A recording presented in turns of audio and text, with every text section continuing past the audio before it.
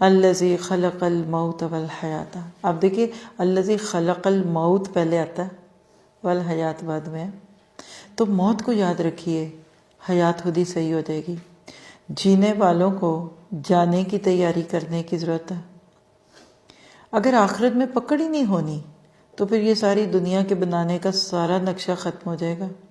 اس لیے آخرت کے انجام کو سامنے رکھیے.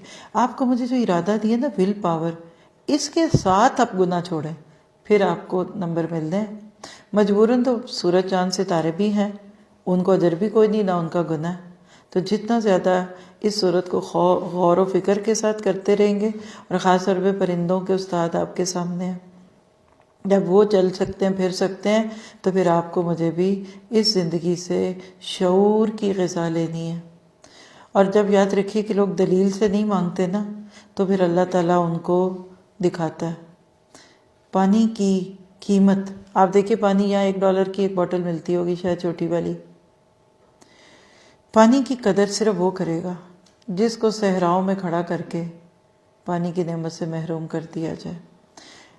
ایک عورت اپنی نابینا دوست کے ساتھ کہیں کھڑی تھی، دونوں کہیں باہر گئے گھومنے کے لیے. جو بلائنڈ سسٹر تھی اس نے کہا کیا دیکھ رہی ہو، کیونکہ nothing new, everything is same. اس نے کہا اچھا 1 گھنٹے کے لیے مجھے اپنی آنکھیں دو، پھر میں تمہیں بتاؤں گی تم کیا دیکھ رہی ہو. تیری یاد آئی تیرے جانے کے بعد. آج اکثر لوگوں کا نعمتوں کے ساتھ یہی تذکرہ ہے.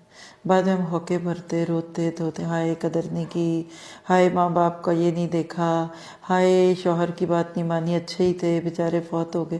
ہم نعمت کہتے ہی اس کے جو چلی جاتی ہے. خوش قسمت کون ہے؟ جو موجود نعمت کی قدر کرے.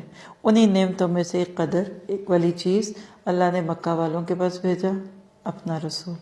تو پہلی صورت نے آپ کو اللہ کا قرب دیا، اب اگلی صورت آپ کو تعلق بے رسول دے گی.